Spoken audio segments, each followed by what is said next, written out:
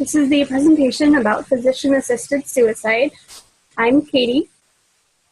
I'm Shinta. Robin and Elizabeth couldn't make it today. I'm Lalita. I'm Pragya. To start off, we're just going to review some terms that might be helpful.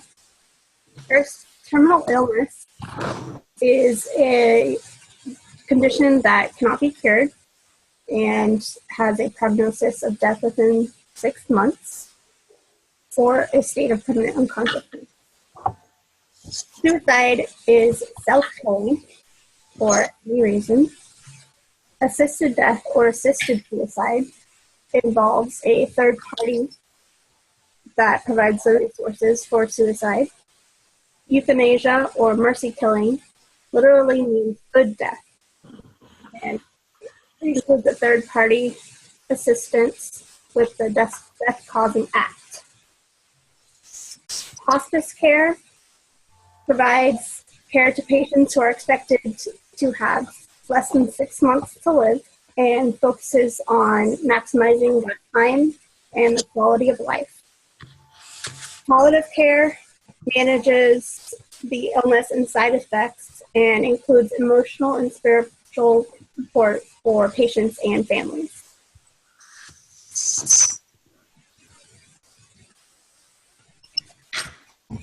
A little timeline. To start off, in the 30s, there was public support for euthanasia increasing. In 1935, Voluntary Euthanasia Legislation Society was founded. In 1937, the Voluntary Euthanasia Act, introduced in the U.S. Senate by John Comstock. In 1946, the Committee of 1776 Physicians for Legalizing Voluntary Euthanasia was founded. And in 1952, the British and U.S. Euthanasia Societies petitioned the United Nations to amend the Declaration of Human Rights to include euthanasia. In 1967, the first living will was written, and arguments for it appeared in the Indiana Law Journal. In 1968, the Harvard Medical School defined irreversible coma as a criterion for death. The American Hospital Association in 1973 adopted the Patient's Bill of Rights. In 1974, the first American hospice opened in New Haven, Connecticut.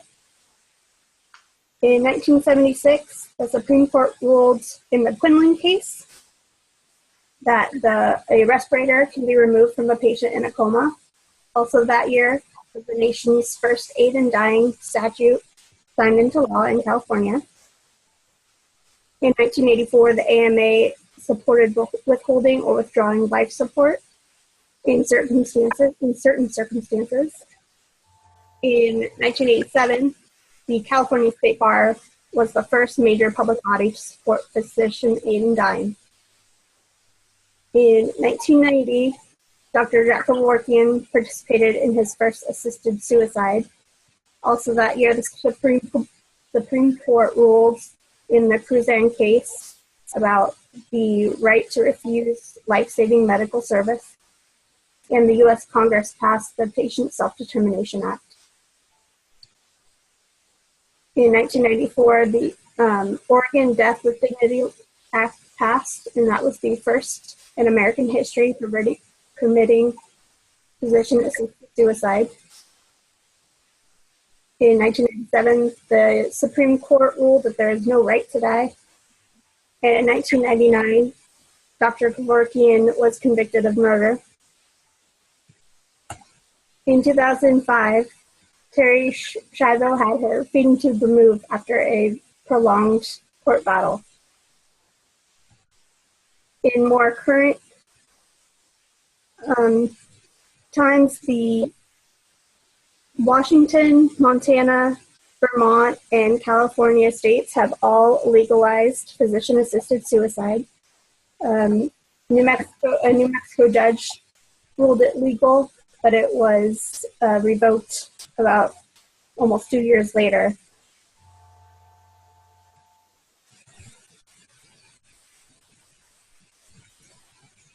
Right now, the requirements for physician-assisted suicide are spelled out, particularly the diagnosis and prognosis of 6 months left to live must be confirmed by 2 different physicians. The individual must have the capacity to make a medical decision for themselves and must be screened and treated for depression and any mental illness along with their other medical issues. They have to be able to self-administer the meds, and they must have 2 oral requests, and the timing has to be 15 days apart, and they have to be witnessed by 2 non-family related individuals. And then they also must go through extensive counseling and education on the decision to go through with the process.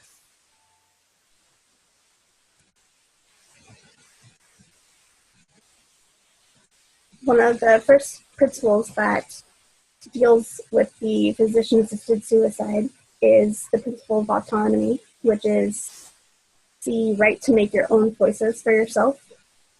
It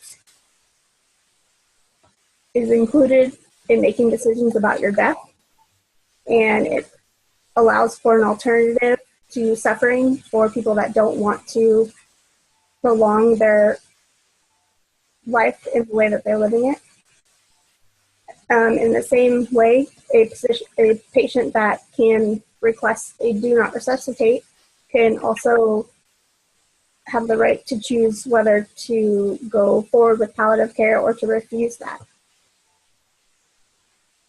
In the interview that we talked to one of the doctors in hospice, Dr. Johnson said that as an MD, I believe in supporting my patients with what they need so their suffering will be minimized.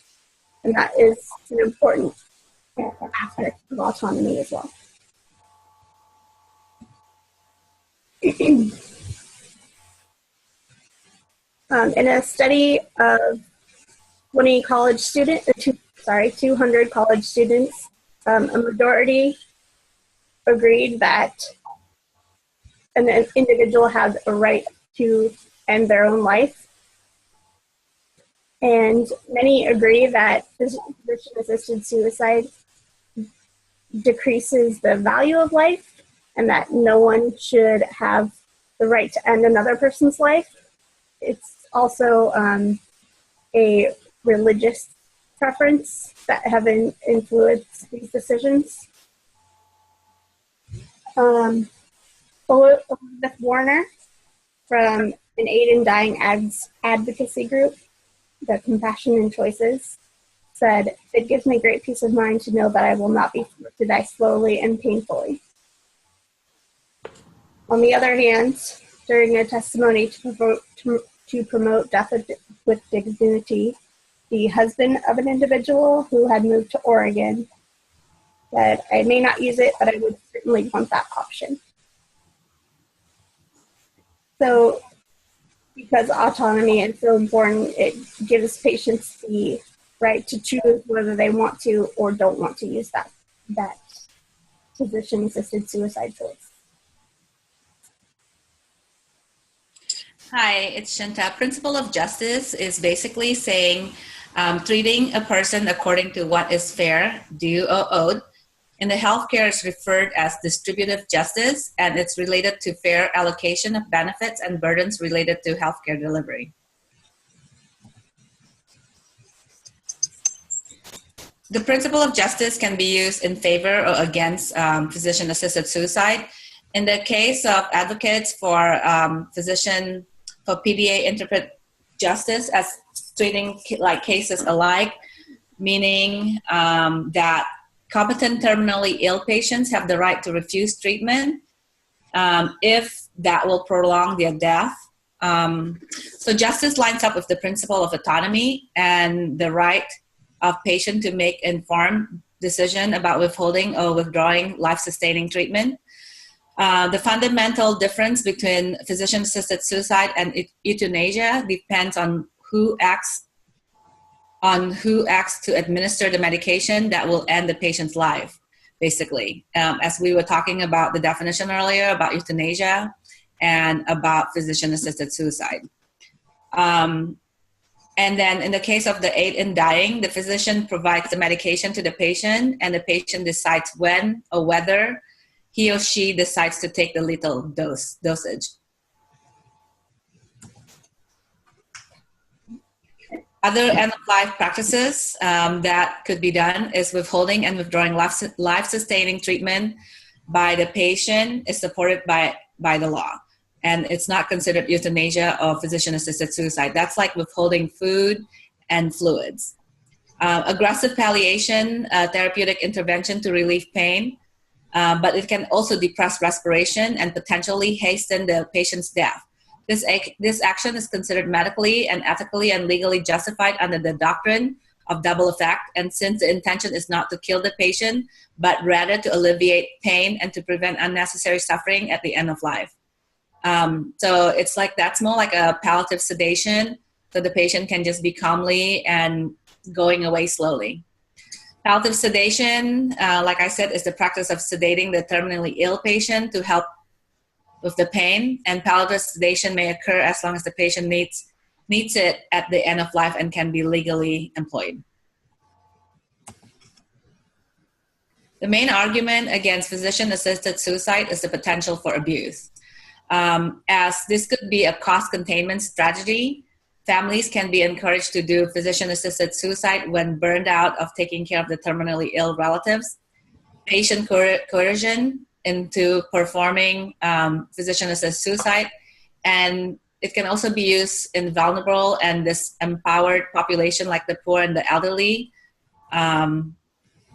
So instead of like having the treatment and paying for the treatment, they could just say, well, let the patient die.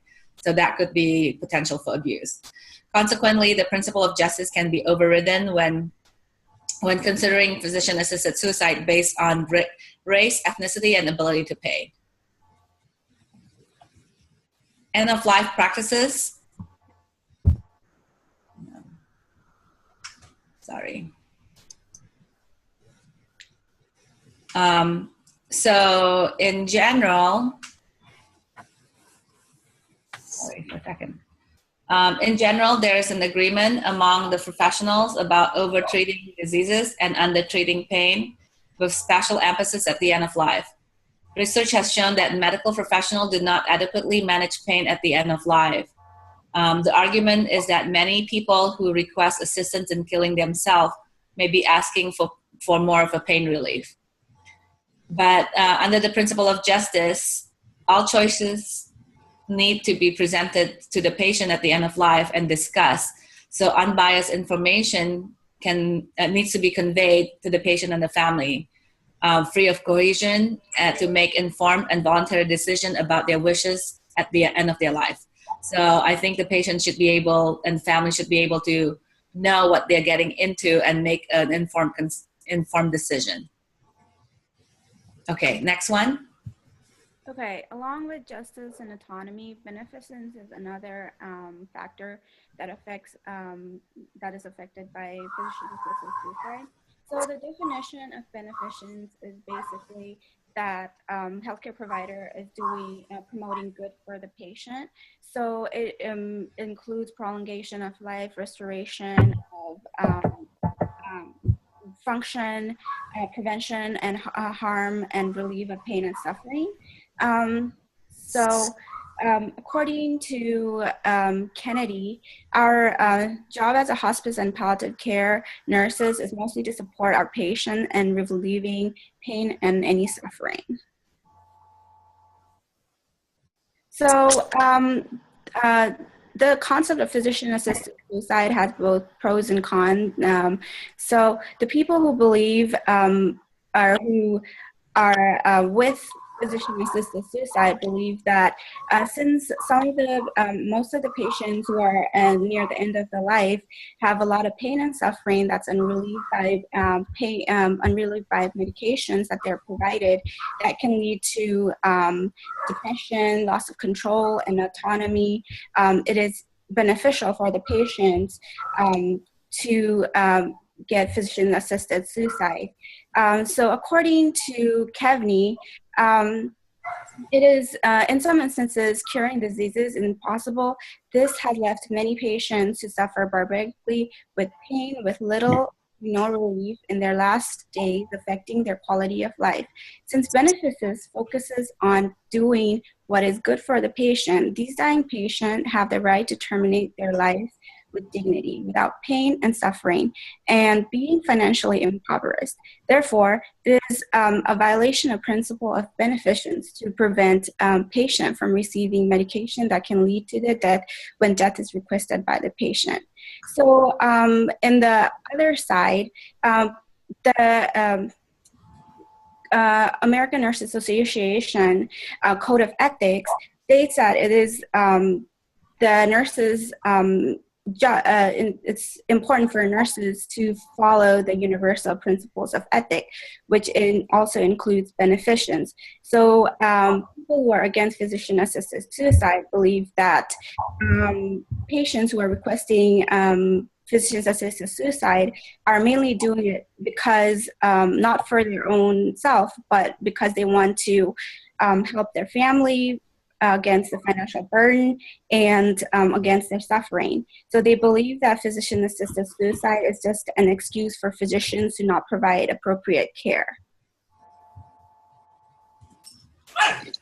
All right, so the statistics after the physician-assisted suicide was started in Oregon shows that even though physicians had ordered prescriptions for medications to aid in death, a lot of patients have not. It looks like the ratio is not that high compared to the medications that has been ordered. So it's basically the patient's decision, and the ratio looks like even though the more patients are requesting for medications to aid in their death, not a lot of them are using it. According to Minnesota Citizens Concern for Life, only 6.2% of patients committed suicide because they were referred to psychiatric evaluation, mostly because they had the loss of autonomy, inability to enjoy their life and dignity, while patients who were helped by the lethal prescription of medications, out of 1,050 patients who were ordered the lethal prescription, only 673 patients went to kill themselves. Okay, so this statistics by Time Magazine shows the reason why patients are requesting lethal dose of the medication. 91% of a patient request lethal dose of a medication due to loss of autonomy, while only 3% requested because they have financial implications. So because of patient-assisted suicide, 95% of patients died in their own home with their family members and friends, while 4% died in long-term facility.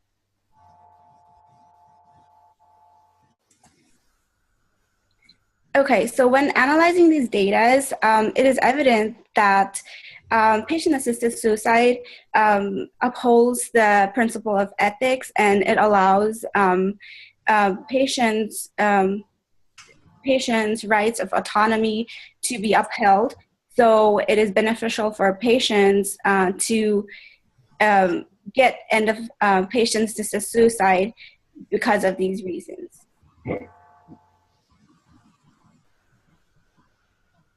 Okay, so the principle of non-maleficence. The definition of non-maleficence itself is the avoidance of harm or hurt, and is the core of medical oath as well as nursing ethics. It's also in modern times, non-maleficence extends to making sure that we are not doing harm in the act of using technology to extend life. So this could just be also like patients who refuse CPR, intubations.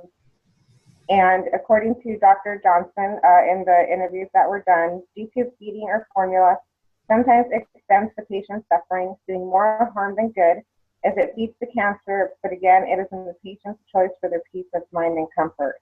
So in some patients, we're trying to help them by giving them feedings, and like in this case, cancer patients specifically, their cancer is getting nutrition, but their body really isn't going to respond well. So we're feeding the disease, and we're not really taking care of the patient. Okay, so as mentioned earlier, the doctrine of double effect really comes into play when it comes to physician-assisted suicide.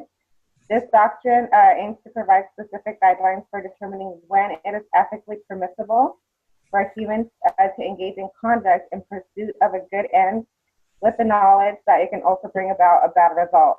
So there are 4 conditions that must be met in order for the doctrine of double effect to be able to be used.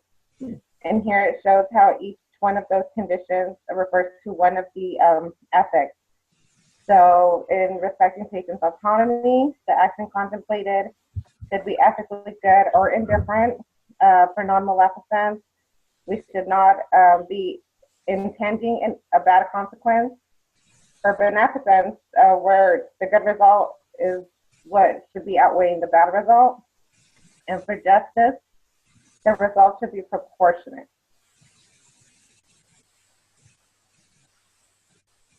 Okay, so Van Pelt also said, beneficence, a connotation for acts of kindness and mercy, promotes non-maleficence. Thus, perhaps one principle of biomedical ethics can outweigh another principle. So this is important because non-maleficence can really be used to argue against physician-assisted suicide, because we're not supposed to be harming our patients. And obviously aiding them in dying, death is the ultimate harm. But really when a patient is suffering and we're not giving them the choice and they're having to die a shell of their former selves, not having control over bodily functions or decisions, is that really in their best interest? So as medical professionals, both nurses and physicians take an oath not to bring harm to any patient. So the question becomes, is it more harmful to allow our patients the choice for physician-assisted death, or forcing them to live with terminal and debilitating illness until they reach their certain death? Okay, so for our proposed plan of action, we decided to make a brochure for the interested audience, and we use social media to distribute our education material. So we use Facebook, Instagram, Pinterest, and Twitter, and we posted the brochure in Issue. So the website's stated on the PowerPoint. Okay, so this is the screenshot of the brochure that we made. This basically explains about interested viewers about what is physician-assisted suicide, more information about it, such as a 60-minute video about the discussion about patient-assisted suicide, both pros and cons, basically. And this slide just explains about the requirements for physician-assisted suicide, what states have legalized physician-assisted suicide, and both pros and con views about physician-assisted suicide.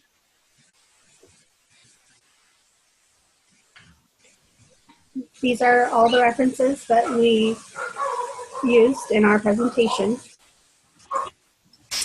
Thank you so much for listening to our presentation, and hope you guys enjoyed it. Bye. Thank you.